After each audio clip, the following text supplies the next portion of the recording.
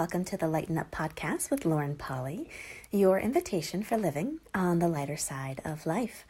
I'm Lauren Polly, and I am delighted you've chosen to join me today for episode 154, Are You Giving More Than You're Getting? If you are an over-giver out there, I'm sure this topic will be huge for you, just like it is me, and just like it is almost every single client that I work with.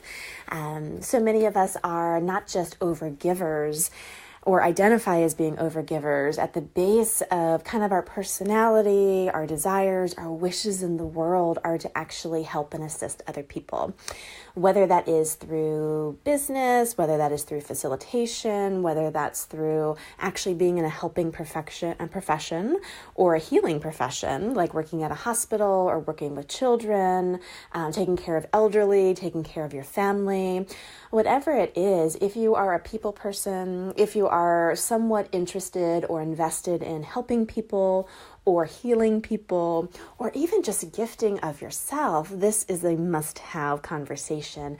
And truly, beyond the conversation, it's adopting certain viewpoints that actually are more generative for taking care of yourself in the midst of all that you are doing for other people, and learning how to have a light touch with the change you desire to create in people's lives.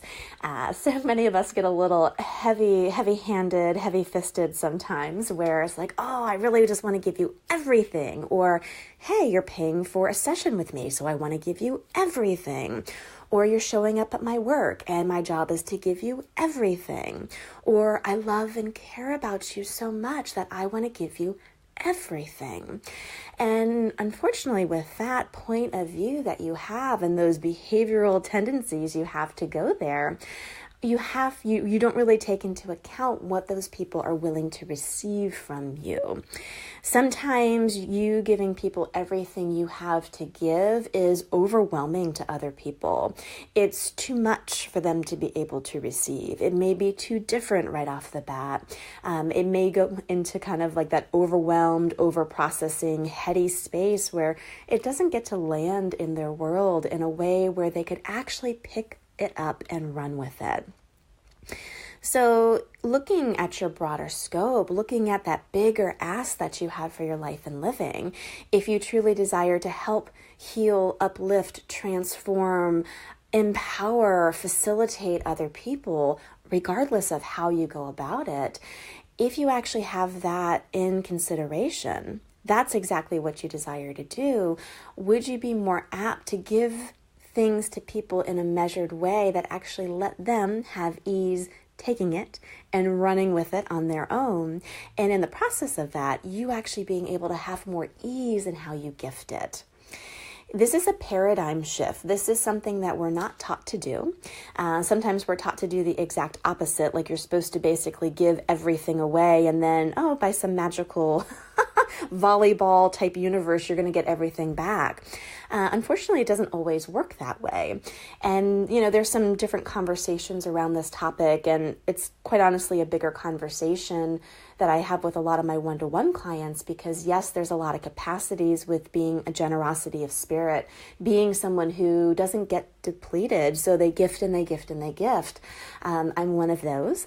But what occurs, unfortunately, is when you gift and you gift and you gift and you have the expectations that it's going to be gifted back, or it's going to be received, or the person's going to have this certain amount of change based on what you're giving, things get a little bit mucky.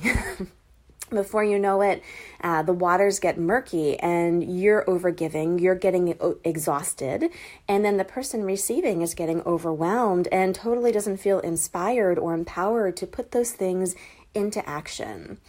It's one thing to give people inspiration and tools and information. It's a very different thing to give people that measured delivery where they can actually start to integrate it into their lives. They can start to feel empowered to implement it and to not only have that beautiful hope and inspiration, but actually move forward on the path of putting all of that into play in their day-to-day living.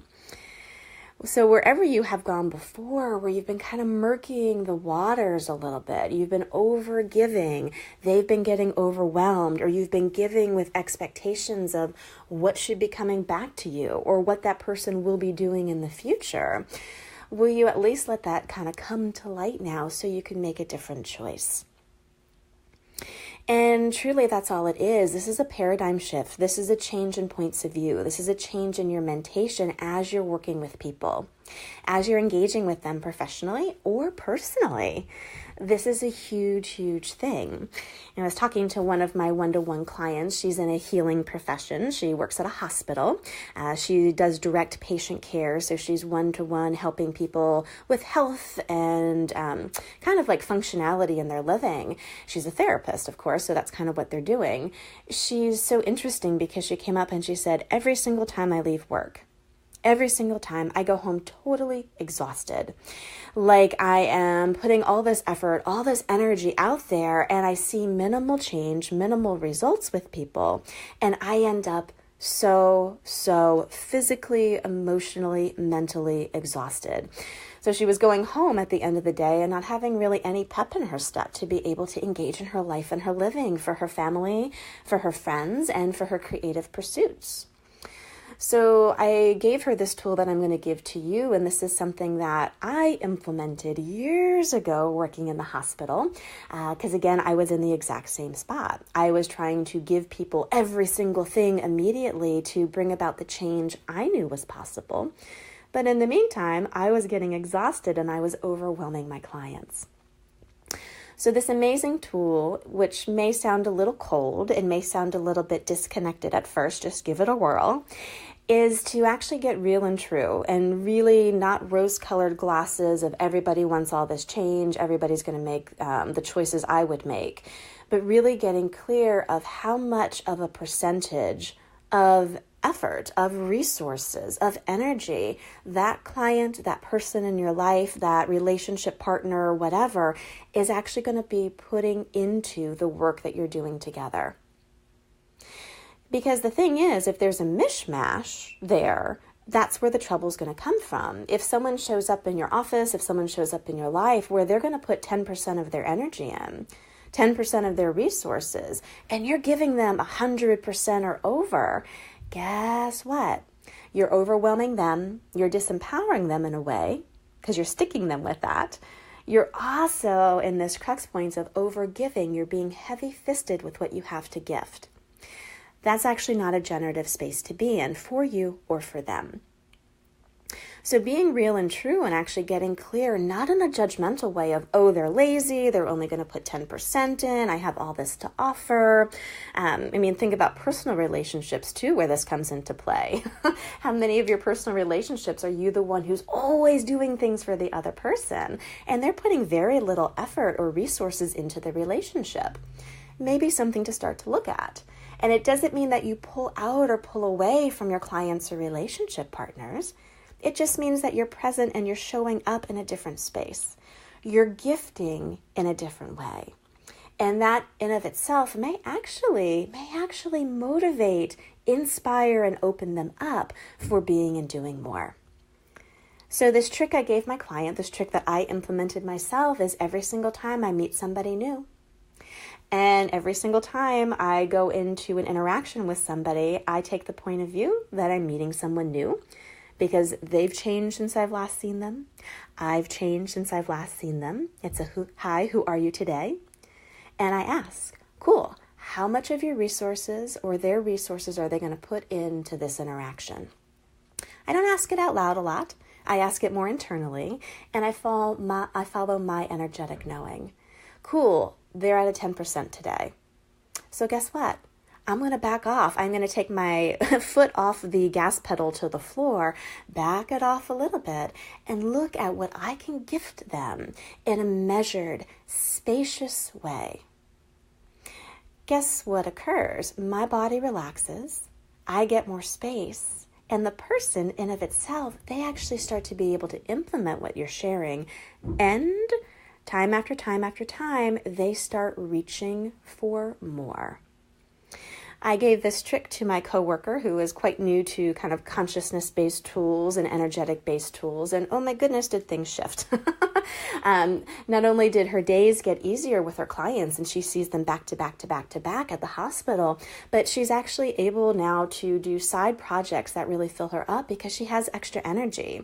She's spending more time with her friends and her family. There's a little bit more of this creative pop in living because she came out of pushing her way to try to change the people that she had decided she was supposed to change and heal and help and fix.